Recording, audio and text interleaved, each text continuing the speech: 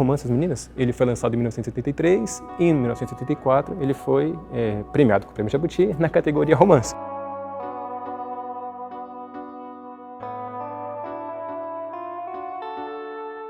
Publicado em 73, premiado em 74, e isso é um momento bastante específico da história brasileira, né? Então a gente vivia um período sob uma ditadura militar, uma ditadura civil-militar, se a gente quiser também.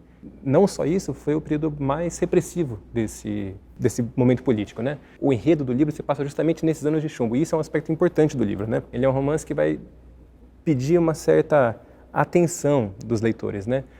Porque ele se desenrola menos no andamento das ações, não tem um arco narrativo com grandes ações dramáticas, grandes viradas, tá?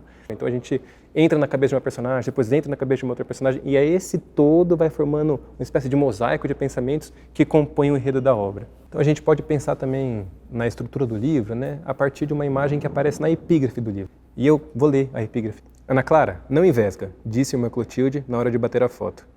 Enfia a blusa na calça, Lia, depressa. E não faça careta, Lorena. Você está fazendo careta. A pirâmide. Pois bem, essa imagem da pirâmide, eu acho que ela é uma imagem que aparece no começo do livro, né? Então essa pequena cena aí, e essa cena ela não aparece exatamente no livro, né? Existe uma hora em que uma das personagens olha para essa foto que foi tirada, enfim, nesse momento, e tem a lembrança dessa cena, né? Mas a cena em si não se reproduz, né? Enfim, no romance, né? É interessante a gente pensar essa pirâmide porque essa pirâmide é formada por 3 vértices, né? Então a gente tem 3 personagens principais e essas 3 personagens estruturam o modo como o romance vai se desenvolvendo, né? Então a gente tem talvez a personagem que seja mais importante, que é a Lorena Vaz Leme. Eu acho que é importante a gente também saber os nomes completos das personagens, porque isso tem significado na obra, né? Ela é de uma família que a gente chamaria hoje de quatrocentona, né? Enfim, uma família de um passado muito rico, né? E ela também é uma personagem rica. A gente tem Lia de Mello Schultz, que é uma jovem, filha de um alemão com uma brasileira da Bahia. Então esse nome Lia Mello Schultz. E tem Ana Clara Conceição, que é uma filha de mãe solteira, né? Então por isso só um sobrenome. E essas 3 formam então essa pirâmide que estrutura a obra, né? Ela ajuda a gente a entender também o próprio modo como a narrativa é construída ao longo do romance, né? Então, você já cai de cara numa narrativa em primeira pessoa da Lorena, né? Que vê que é uma narrativa em primeira pessoa e do nada, assim, com uma pequena separação de algumas linhas entre um parágrafo e outro, você já passa para a narrativa de uma outra personagem, né? Que no caso da Lia, que aparece na narrativa da Lorena, né? E mais adiante a gente tem um outro narrador ainda, que é um narrador em terceira pessoa, esse narrador um pouco misterioso, que não faz parte da história. E por fim a gente volta para Ana Clara. A gente tem em mente que a narração ela vai se estruturar a partir de um certo rodízio entre esses 4 narradores, né? Lorena, Ana Clara, Lia em primeira pessoa e esse narrador em terceira pessoa que vez ou outra aparece e faz algumas pontuações, né? Não são marcadas no livro, assim, agora fala o terceiro narrador ou agora fala a personagem, né? Então tem um certo fluxo narrativo que vai se transferindo de uma personagem para outra sem ser exatamente claro. Mas esse narrador em primeira pessoa tem um aspecto que eu acho interessante a gente saber, que ele não é um narrador que vai procurar dar um sentido claro para as coisas. Então às vezes a gente toma contato com uma história da voz narrativa de uma e depois a mesma história se passa de uma outra pessoa e a gente vai ter que lidar com essa contraposição de versões sobre o mesmo fato.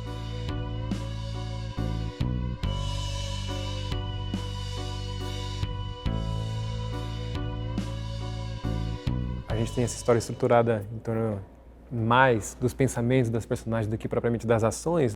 Isso também tem consequências, né, no próprio modo como a trama se desenvolve, né? É uma trama que se passa em poucos dias, fica evidente que se passa em poucos dias, e se passa num período de greve da universidade, né? Essas 3 meninas elas estão no mesmo espaço porque elas habitam o mesmo pensionato, o pensionato Nossa Senhora de Fátima, e ali vivem outros estudantes, né? E como a universidade está de greve, a presença delas se intensifica nesse momento de greve em que não tem ninguém ao redor, né? E aí, nesse processo, a gente toma contato com os pensamentos dela, como eu disse, e também com as crises que elas estão vivendo, né? O Brasil vivia um período de intensa crise política, né? Enfim, de grandes mudanças da sua história e tal.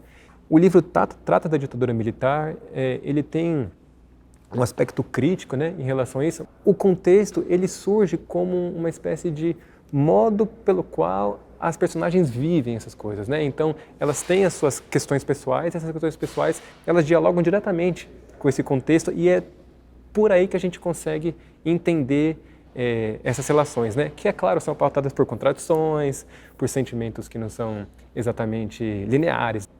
Então, essas crises que essas personagens vivem, que têm relação direta, né, com o contexto em que elas vivem, né, elas também tomam uma espécie de feição singular em cada uma delas, né, e cada uma delas dá forma para tipos sociais que viviam naquele período, né. Então, a gente tem na Lorena, né, essa figura que é rica, né, então a Lorena é essa personagem que vive uma vida muito boa em termos materiais, né, mas, ao mesmo tempo, tem uma crise familiar muito grande, né? Porque ela presenciou a morte de um irmão pela mão do outro. Então, a Lia tem esse desejo revolucionário, né? Ela é uma militante política e quer fazer uma revolução. E, ao mesmo tempo, ela tem um pai que foi nazista, né? E ela não consegue muito lidar muito bem com isso. Para quem está de fora, parece que ela não quer acreditar que isso aconteceu.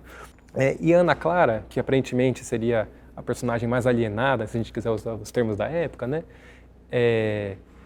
Porque ela vem de uma família pobre, né? Enfim, ela tem um uso problemático de drogas, tem um relacionamento com um homem que é um traficante e sempre quer uma ascensão social, quer dinheiro, só pensa em dinheiro, dinheiro, dinheiro. Mas, ao mesmo tempo, é da boca dela que saem as críticas mais agudas, as críticas mais feridas, as ilusões de classe que a Lia e que a Lorena viviam também.